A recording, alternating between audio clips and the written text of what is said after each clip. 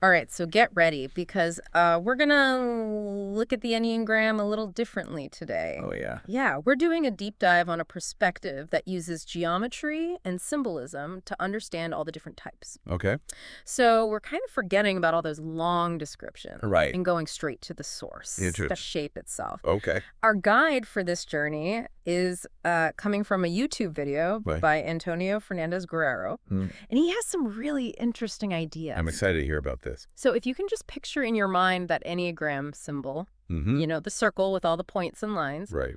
Guerrero believes that we can actually figure out the personality traits just from where those numbers are and how they connect to each other. Wow. It's pretty mind-bending. That is interesting, yeah. So let's start with that central triangle. Okay. That's 9, 3, and 6.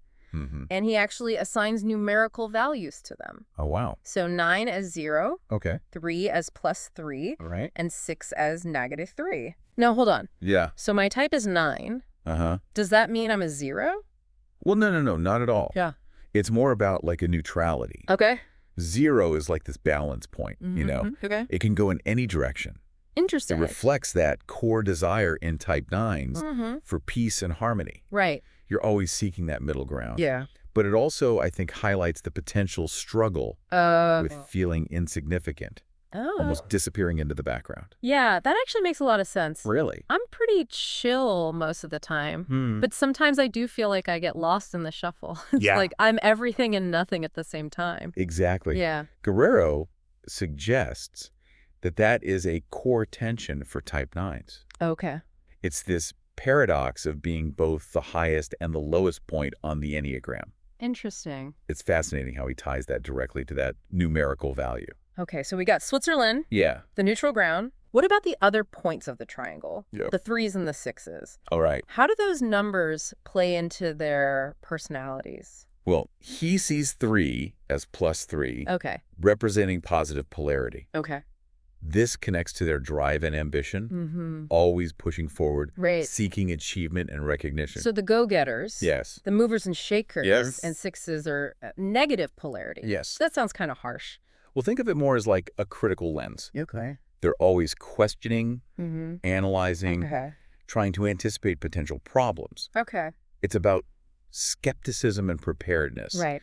not necessarily negativity in a bad way. Gotcha. Yeah. Okay. Just that need for security and reassurance, Right. always thinking 10 steps ahead, Yes. scanning for danger. Okay. I'm starting to see how this whole geometry thing works. Yeah. So it's not just about the numbers themselves, but also where they are on the Enneagram, right? Exactly. This is where it gets really interesting, Oh, yeah. especially for you as a 9. Oh. Guerrero says that placement right next to type 1 is significant. How so? He suggests that type 1s, Okay. with their drive for perfection Uh-huh. and correcting imperfections, Mm-hmm. are almost yearning to return to that perfect state of type 9. So they're trying to get back to my peaceful 0 state. Interesting. Yeah. It's like they see all this chaos and imperfection in the world, and they just want to fix it to bring things back into balance. That's a great way to put it. Yeah. It's like they're trying to restore a lost harmony, Okay. almost like a cosmic tuning fork. I love it. Yeah. What about the other numbers? Okay. Does their placement play a role too? Absolutely. Okay. Type 2, for example, Mm-hmm. is positioned in what Guerrero calls the abundant zone of the Enneagram. Okay. This connects to their generosity and desire to help others. You're all about giving and supporting. But I also know that they can sometimes go a little overboard, Yeah. become almost too focused on others' needs. Right. Yeah. And their generosity can sometimes lead to codependency. Yeah. And Guerrero's framework suggests that this tendency might actually be linked to their placement on the Enneagram. Wow. It's like their drive to give is amplified by being in that abundant zone. So it's not just a random personality quirk. Right. It's connected to something deeper Exactly. within the entire system itself. Yeah, That's pretty wild. it is. Now, what about type 4? Okay. They're down at the bottom of the Enneagram. Right. Does Guerrero have any insights into that? He does. Okay. He believes that type 4's placement contributes to their feelings of envy Okay. and their desire for what they perceive others to have. Interesting. And he links this to their deep emotional experience, Yeah. their ability to feel things so intensely. Yeah, they're often described as being very in touch with their emotions. Yes. Both the good and the bad. It's like they're experiencing life just on a deeper level than most people. Exactly. Wow. And that depth of feeling can lead to both profound beauty and intense longing. Okay. It's a double-edged sword. So it's almost like their position on the Enneagram Yeah. is reflecting that inner struggle, that Yeah. constant search for something that they feel is missing. That's a great way to put it. Yeah. It's like they're acutely aware of a void within themselves that they're constantly trying to fill. This is so much deeper than just reading like a typical Enneagram description. I know, it's really cool. Yeah, it's like we're cracking the code of the symbol itself. I know, right? Okay, so no bathroom breaks allowed. No, no, no. I'm on the edge of my seat here. Good. What else does Guerrero reveal about this hidden geometry? Well, buckle up, Okay. because we're just getting started. Yeah. So we've seen how that central triangle and like the placement of the individual numbers on the Enneagram circle Right. offer these insights into like the core motivations of each type. Yeah. But Guerrero doesn't stop there. Oh no, there's more. Oh, yeah. Okay, color me intrigued. Okay. What other geometric secrets are we gonna uncover? He dives into this concept of symmetry Okay. and opposition Mm-hmm. within the Enneagram symbol, Okay. highlighting pairs of types that embody opposite approaches to life. Okay, hold on. Opposite approaches. Yeah. You mean like complete opposites? Like can't live with them, can't live without them. Precisely. Yeah. It's like they're two sides of the same coin, Okay. each representing a different expression Okay. of fundamental human drive or dilemma. Okay. I'm all ears. Give me an example. Okay, so let's take types 1 and 8, Okay. positioned directly across from each other on Yeah. the Enneagram circle. Right. Type 1s, with their emphasis on rules and principles, Mm-hmm. strive for order and correctness. Right. Type 8s, on the other hand, Okay. are known for their rebellious nature, Okay. challenging the status quo Yeah. and pushing boundaries. So we got order versus chaos. But I guess they're both motivated by like a really strong sense of justice, Right. just expressing it in completely different ways. Exactly. Yeah. It's like they're both fighting for what they believe is right, Okay. but their methods are completely opposed. So type 1s work within the system to improve it, Right. and type 8s challenge the system itself to create change. Yes. Fascinating. Yeah. What other symmetrical pairs does he highlight? Another interesting pair is types 2 and 7. Okay. Type 2s are all about giving to others, Mm-hmm. putting others' needs before their own. Right. Type 7s, on the other hand, Yeah. prioritize their own experiences and desires, Okay. seeking out pleasure All right. and avoiding pain. So it's like selflessness versus self-interest. Precisely. Okay. Two very different approaches to finding fulfillment, Right. but both ultimately driven by this desire for connection. Okay. Type 2s find connection through, like, helping and nurturing others, Mm-hmm. while type 7s seek connection through shared experiences and joyful moments. So each pair represents like a different aspect of human nature. Yeah. It's like that push and pull between opposing forces. That's a great way to think about it. Yeah. It highlights the dynamic interplay between these types, Okay. how they can both challenge and complement each other. All right. I'm hooked. What's the next dynamic duo? The final pair he mentions is types 4 and 5. Okay.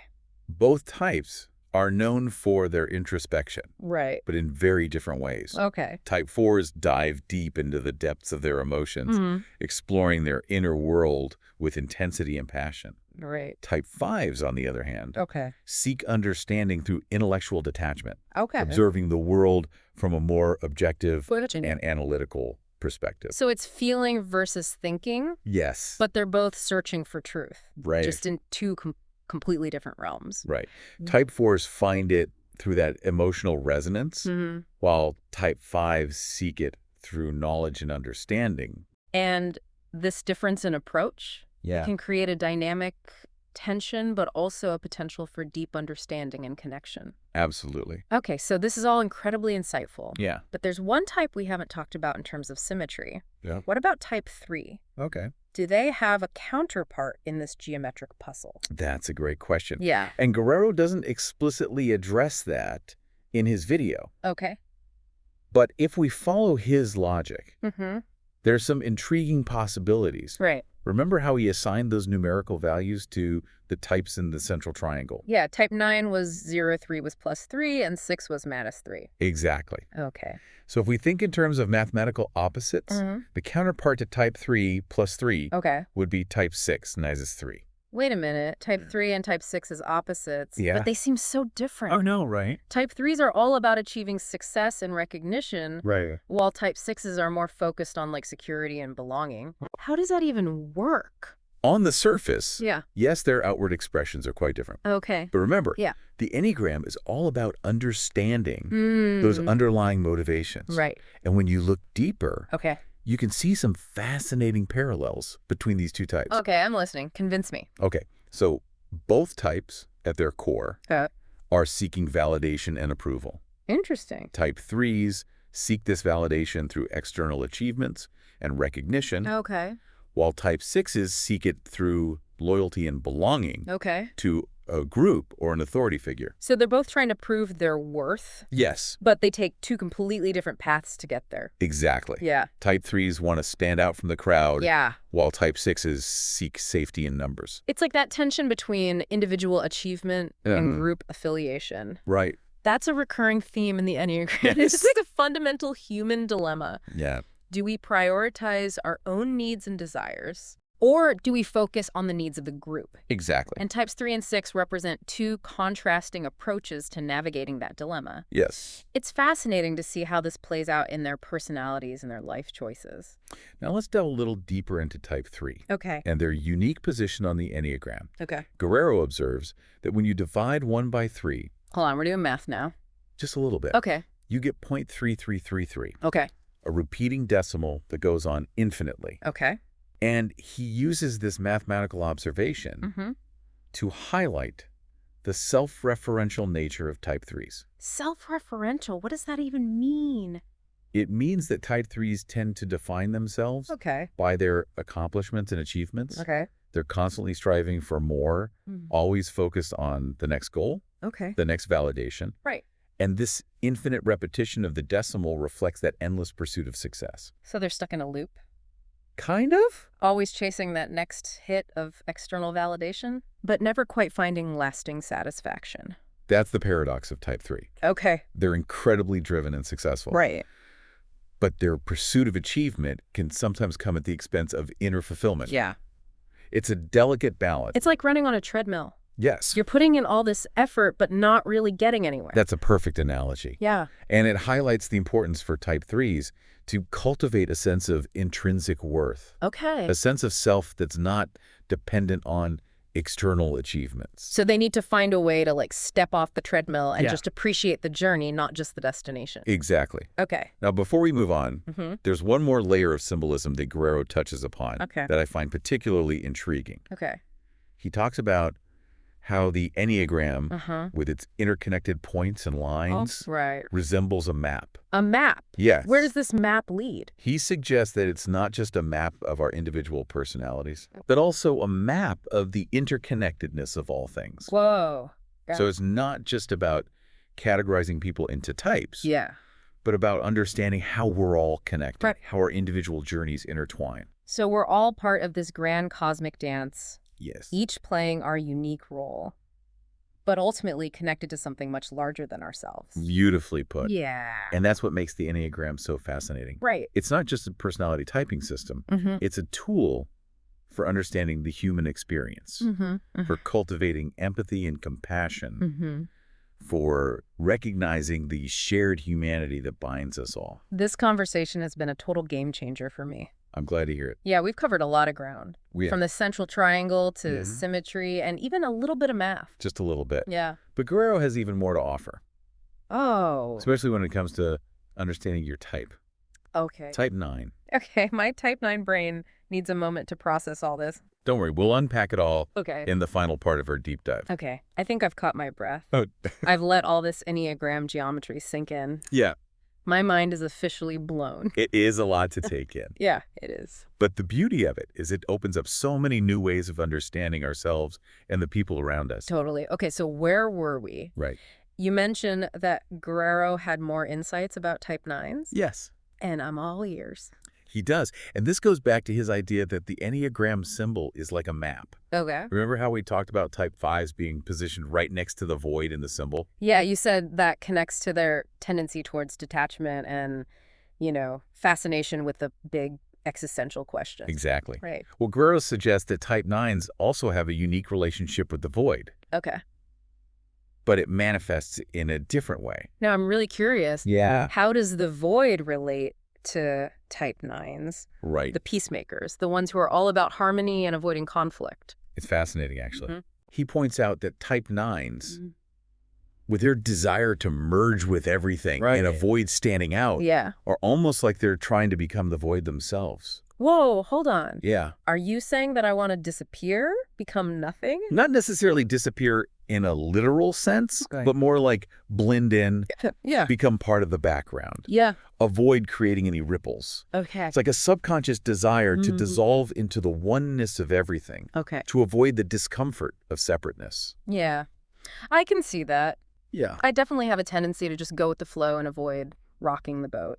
Sometimes I even have trouble figuring out what I actually want Right. because I'm so focused on what everyone else needs. And that's the paradox of the type 9, isn't it? Yeah. They're so focused on creating harmony Mm-hmm. that they can sometimes lose sight of their own individuality. Wow. It's like they're trying to merge with the void to avoid conflict. Right. But they also risk losing themselves in the process. I'm trying to become a blank canvas so Yeah. everyone else feels comfortable painting their picture on me. Right. But then who am I? What's my color? That's a powerful way to put it. Yeah. And that's why it's so important for type 9s to cultivate a strong sense of self, Okay. to recognize their own needs and desires, Mm-hmm. and to express themselves authentically. Okay.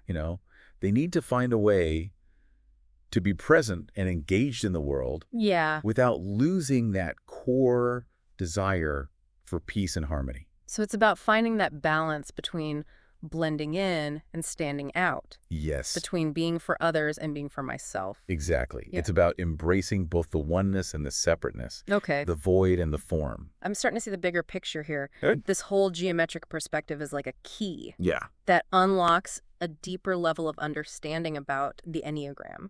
it is. It reminds us that the Enneagram isn't about putting people in boxes. Right. It's about understanding the underlying patterns and motivations that drive our behavior. Exactly. And it's about seeing those patterns, not just in ourselves, but also in our relationships with others. Precisely. Remember how we talked about type 5s being that bridge between all the different Enneagram types? Right. Because they can see all sides of an issue Mm-hmm. and hold multiple perspectives at once. Yes. Well, Guerrero suggests that type 9s Mhm. also have a unique ability to bridge differences, Right. but in a different way. Exactly. It's not about intellectual understanding. Yeah. It's about creating a space Mhm. where everyone feels safe and heard. So like a mediator, Yeah. bringing people together, Yeah. smoothing out conflicts. Type 9s, with their natural inclination towards peace and harmony, Yes. can create an environment where differences can be acknowledged and Yeah. respected Yeah, without leading to division. exactly. It's like we're the glue that holds everything together. Yeah. Making sure that everyone feels like they belong. That's a beautiful way to put it. Yeah. And that's the gift that type 9s bring to out. Wow. Their ability to create a space where everyone feels connected and valued. I've never thought about my type that way before. Really. This whole conversation has been so eye-opening. Yeah. I feel like I have a much deeper understanding of not just myself, but the whole Enneagram system. That's what we hoped for. Yeah. And remember, this is just one perspective on the Enneagram. Right. There's so much more to explore. Yeah. So many other layers to uncover. This has been an amazing deep dive. It has been fun. I can't wait to learn more about this geometric approach and see what other insights it reveals. And that's what it's all about, isn't it? Yeah. Keep exploring, keep questioning, keep diving deeper into the mysteries of the Enneagram and the human experience. Thanks for joining us on this incredible journey. Yes, thank you. And to all of our listeners out there, keep those minds open and those hearts curious. We'll be back soon with another fascinating deep dive into a topic that's sure to expand your world.